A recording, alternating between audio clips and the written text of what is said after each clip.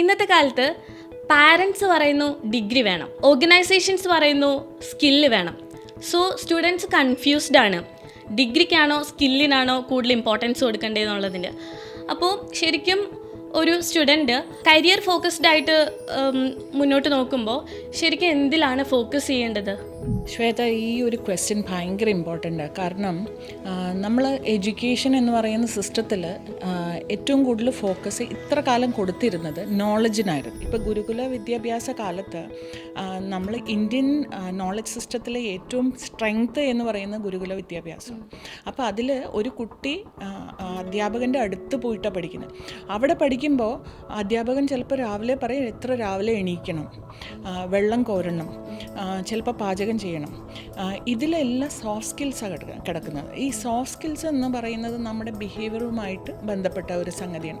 അവിടെ ഒരു സ്വഭാവ രൂപീകരണം തന്നെ നടക്കണം.